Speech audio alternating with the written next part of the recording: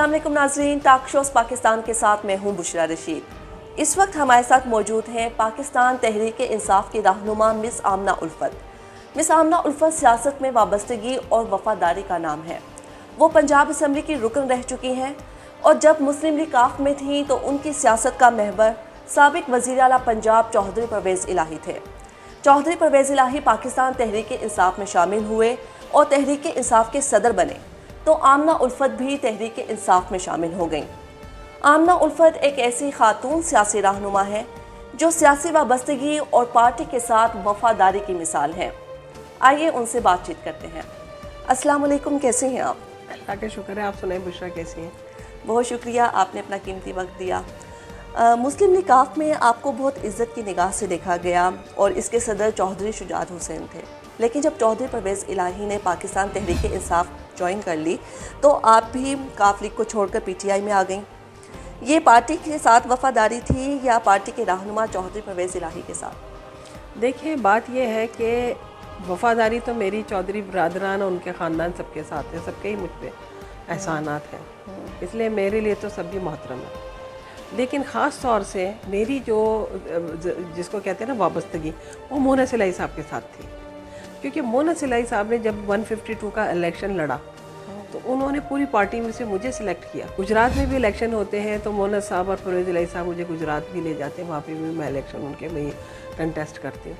फिर उसके बाद उन्होंने मुझे कौमी MPA भी उन्होंने बनवाया मोना सिलाई साहब ने, और अभी जब 4 हलकों में इलेक्शन हुआ तहरीक इंसाफ का तो उसके कोऑर्डिनेट मैं कर रही थी। मैं मुल्क से बाहर चली गई फौरी तौर पे, और जब मैं 2 महीने बाद वापस आई तो मोना सिलाई साहब से जब पहली मुलाकात हुई तो उन्होंने उसी वक्त मुझे पॉलिटिकल असिस्टेंट का नोटिफिकेशन करके मुझे CM का एडवाइज़र बना दिया। तो मैं ये समझती हूँ कि मोना सिलाई साहब जो है ना, आने वाली यंग लीडरशिप जो मैं देखती हूँ पाकिस्तान का मुस्तकबिल, उसमें मुझे वो सबसे नुमाया नज़र आते हैं। और उनका आप ये देखें, मैं मोना सिलाई की अगर बात करती हूँ ना कि मोना सिलाई मुस्तकबिल का एक पाकिस्तान का बड़ा लीडर है, मैं ऐसे नहीं कहती। आप इस वक्त जितने भी यंग जनरेशन में आपको यंग लीडर्स नज़र आ रहे हैं ना, जिसमें मरियम को बिठा लें, हमजा शहबाज को बिठा लें, आप बिलावल को बिठा लें, मोना सिलाई को बिठा लें, आप ज़रा इंटरव्यू करके देखें, आपको पता चलेगा मोना सिलाई की विजडम का, नॉलेज का, किस कदर इंटेलिजेंट और जीनियस इंसान है वो। तो मैं पाकिस्तान की बागडोर मुस्तकबिल में मैं मोना सिलाई के हाथ में देखती हूँ। हमारे एक एक वर्कर के ऊपर पर्चा है, और कितने मुलाजिम और कितने घर के वर्कर उठा के ले गए। कौन कौन नहीं गया थानों में, कचहरियों में, कौन कौन नहीं पकड़ा गया। सोहेल अजहर का अभी भी पता नहीं चल रहा किधर है, ठीक है। और सबसे बड़ी जो चीज़ है कि हक और सच की खातिर उन्होंने कितनी बड़ी कुर्बानी दी। तो मैं समझती हूँ कि मोना सिलाई से बढ़कर इससे बड़ी बात की, और मैं उसके पीछे हूँ, मैं उसका साथ सारी ज़िंदगी निभाऊंगी। आप पंजाब असम्बली की रुकन रही हैं और पंजाब असम्बली के आखिरी दिनों में बहुत हंगामे हुए, आपने वहाँ क्या देखा?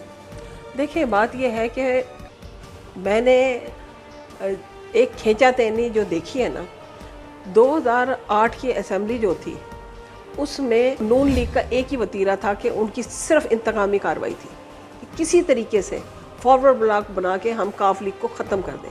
और चौधरी बरादरान के वो इतना सख्त खिलाफ था, हमारे एक एक बंदे को ऑफ़र होती थी, मुझे बुला के मेरे से बात की जाती थी कि आप हमारे पास आ जाएं, आप आके हमें ज्वाइन करें, हम आपको मिनिस्ट्री भी देते हैं। ये भी बहुत ज़्यादा लालच देने की कोशिश। लेकिन बुशरा, बात यह है कि हमारे साथ हम मर जाए, मरना तो हर एक ने, हमारे साथ हमारे अमाल जाएंगे, ये दुनियावी फ़ायदे सब यहीं रह जाएंगे। और कितनी बड़ी बेइंसाफ़ी है कि आप अपने मोहसिनों को छोड़ के और आप सिर्फ दुनियावी फ़ायदे के लिए उन्हें छोड़ के, तो आप सिर्फ एक मिनिस्ट्री के लालच में या किसी चीज़ के लालच में आप दूसरे के पास चले जाएं। फिर कहाँ गया वो नज़रिया? इसी चीज़ का भुगतान आप भुगत रहे हैं ना आज। जो ये एक टहनी से ये जो लोटे बने और इधर से उधर इन्होंने जंप किया, ये कोई करैक्टर तो नहीं ना हुआ। बात तो ये है, मैं तो ये सोचती हूँ कि मेरा असासा तो मेरे बच्चे हैं, मेरा नाम इस मुल्क की वजह से है। और सबसे बड़ी चीज़ है, मुसलमान है, एज ए इंसान ہم نے کیا میسج چھوڑنا ہے اپنی اگلی نسل کے لیے کہ ہم مادی مفاد کے لیے اپنی سیٹوں کے لیے ہم بک گئے؟ آپ سمجھتی ہیں کہ پی ٹی آئی میں خواتین سیاستدانوں کو اہمیت دی جاتی ہے؟ حالانکہ پی ٹی آئی کی کئی خواتین رکن پارٹی چھوڑ چکی ہیں اور ان کا کہنا ہے کہ پارٹی میں خواتین کو نظر انداز کیا جاتا ہے۔ دیکھیں میری بات سنیں، بات یہ ہے کہ ہر جگہ ہر شعبے کے اندر کھینچا تانی ہوتی ہے اور ہر جماعت کے اندر اچھے برے لوگ موجود ہیں۔ یہ نہیں کہا جا سکتا، کوئی اکیلا نہ عمران خان یہ فیصلہ کر سکتا ہے کہ اس کے جو کروڑوں کے حساب سے اس کے ووٹر ہیں یا اس کے ورکر ہیں، ان ورکرز کے اندر سارے کے سارے مسلمان ہوں گے، نہ یہ ججمنٹ پرویز الہی صاحب کر سکتے ہیں۔ یہ تو انسان کا اپنا کریکٹر ہے، یہ آمنہ الفت کا اپنا کریکٹر ہے کہ وہ دیکھیں ایک محنت سے، یاد رکھیں کہ جو انسان محنت کرتا ہے وہ آگے جاتا ہے، اسے اللہ تعالیٰ اس کی تقدیر کے مطابق اس کو اس کا ثمر دیتا ہی دیتا ہے۔ لیکن یہ بھی ہوتا ہے کہ سم ٹائم ناانصافی بھی ہو جاتی ہے، لیکن اس میں غیب کا حال تو کسی کے پاس نہیں نا، نہ عمران خان صاحب کے پاس ہے نہ میرے پاس ہے۔ غلطی تو انسان سے ہوتی ہے نا، کئی دفعہ بڑے قابل اور بڑے جس کو کہتے ہیں نا وفادار آپ کے لوگ جو ہوتے ہیں وہ پیچھے رہ جاتے ہیں، اور جو فصلی بٹیرے ہوتے ہیں، باتیں بنانے والے ہوتے ہیں، وہ آگے نکل جاتے ہیں، وہ یقین دلا دیتے ہیں کہ ہم ہی آپ کے سگے ہیں۔ میں بھی ان میں سے ایک ہوں، میں نے کبھی بھی بڑھ کے کبھی چودھری صاحب کے یہاں جا کے یا ان کے سامنے کھڑے ہو کے یہ نہیں کہا کہ میں نے یہ کر دیا، میں نے وہ کر دیا، میں نے آپ کے لیے یوں کیا۔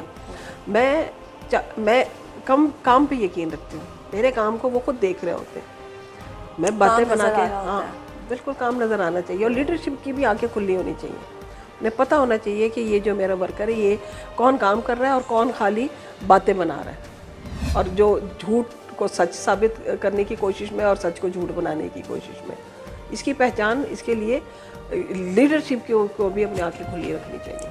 اگر کل کو چودھری پرویز الہی پی ٹی آئی سے الگ ہو جاتے ہیں تو کیا آپ بھی الگ ہو جائیں گی؟ دیکھیں میں شروع سے چودھری پرویز الہی صاحب اور مونس الہی صاحب کے ساتھ ہوں، ٹھیک ہے۔ انفارچونیٹلی میں پورے خاندان کے ساتھ تھی، وہ دو حصوں میں بٹ گیا۔ اللہ تعالیٰ اس یونٹی کو دوبارہ سے قائم کرے۔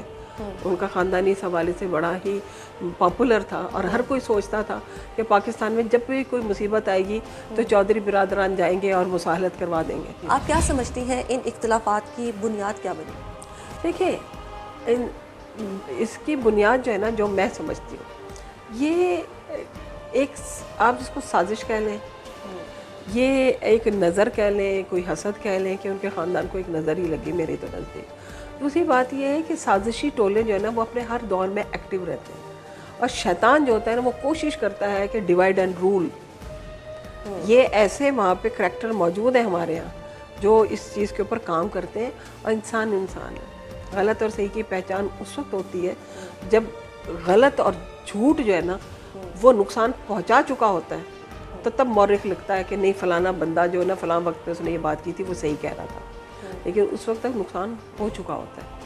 تو میں سمجھتی ہوں کہ ابھی بھی یہ جو کچھ ہو رہا ہے یہ نہیں ہونا چاہیے تھا، اور اس کا فائدہ کسی دشمن کو ہی پہنچے گا، اور اس کا آنے والے وقت میں پتہ چلے گا کہ صحیح کیا تھا اور غلط کیا تھا۔